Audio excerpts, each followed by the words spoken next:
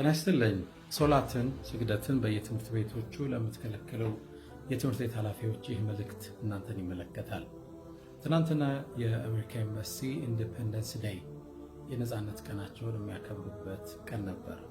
አዲስ አበባ ውስጥ የሚገኘው የአሜሪካ ኤምባሲ እኔና በርካታ እንግዶች ታድመን ነበር።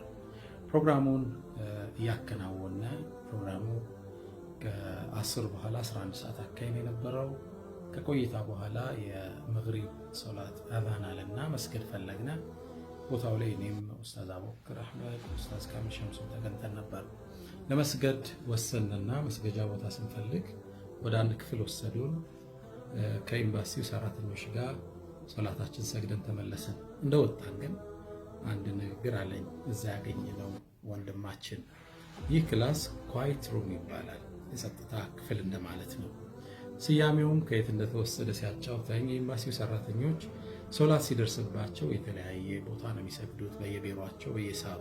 ስለዚህ ይሄ ለምን ወደ አንድ ማዕከል አይመጣም በሚል ለኤምባሲው አቀረቡ፣ መስጂድ እንዲሰጣቸው መስገጃ ቦታ እንዲደረግላቸው።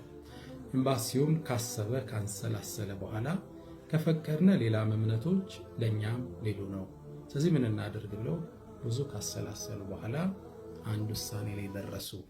ሁሉም ሲፈልጉ ገብተው የሚጸልዩበት ኳይት ሩም የሚባል የጸጥታ ክፍል፣ በጸጥታ ፈጣሪያቸው ጋር የሚመሳጠሩበት አንድን ክላስ አመቻቹ። እዛ ቦታ ላይ ሰግደን ወጣን። ሙስሊሞቹ ሶላት ሲደርስ ይሰግዳሉ፣ ፕሮቴስታንቶችም ከፈለጉ ይጠቀሙበታል፣ ክርስቲያን ወንድሞቻችን ይጠቀሙበታል። ይህን በየትምህርት ቤቱ የስግደትን እንቅስቃሴ ለማስቆም ለምትታተሩ ሰዎች ጥሩ መልእክት ይመስለኛል። ትምህርት ቤቶች የትውልድ መቅረጫ ማዕከሎች ናቸው።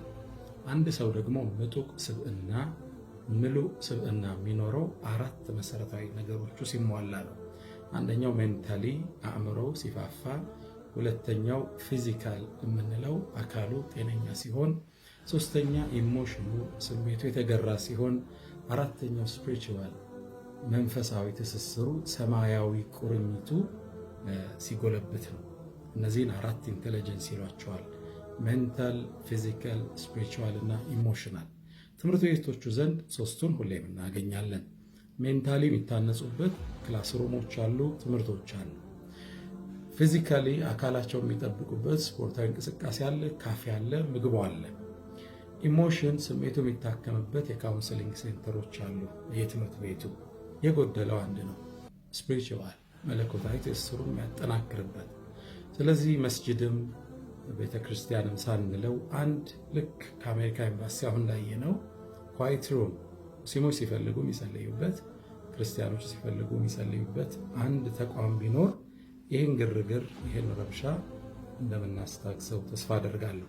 አሁን ምላችሁ ማዕከል ኤርፖርት ውስጥ አለ። የትኛውም የዓለም አቀፍ ኤርፖርቶች ውስጥ ታገኙታላችሁ። ኤዩ ውስጥ አፍሪካን ዩኒየን ውስጥ አለ። ይሄ ኳይት ሩም ጸጥታ የጸሎት ቦታ ዩናይትድ ኔሽን ውስጥ እናገኘዋለን። ሁሉ ቦታ አለ። ስለዚህ ይሄ ዓለም አቀፍ ተመክሮ ያለው በተለይ ደግሞ አሜሪካ ውስጥ የምናገኘው ኤምባሲ ውስጥ የምናገኘው ነውና ይህን ተግባራዊ በማድረግ ተማሪዎቹ መንፈሳዊ ትስስራቸው የጠነከረ ትሁት ታታሪ እንዲሆን ስለሚያደርግ ለትምህርት ስርዓቱ መሳለጥ አዎንታዊ ሚና ይጫወታልና እባካችሁን ሴኩላር የምናደርገው የትምህርት ቤት ካሪኩለሙን ስርዓቱን እንጂ ግለሰቦችን አይደለምና ግለሰቦች መንፈሳዊ ትስስራቸው የጠነከረ ቁጥር የተሻለ ዜጋ እናወጣለን። በሞራል ግንባታ ላይ ትልቅ ሚና ያለው ሃይማኖት መሆኑ ይታመናል። መልእክቴ እንደደረሳችሁ ተስፋ አደርጋለሁ። አመሰግናለሁ።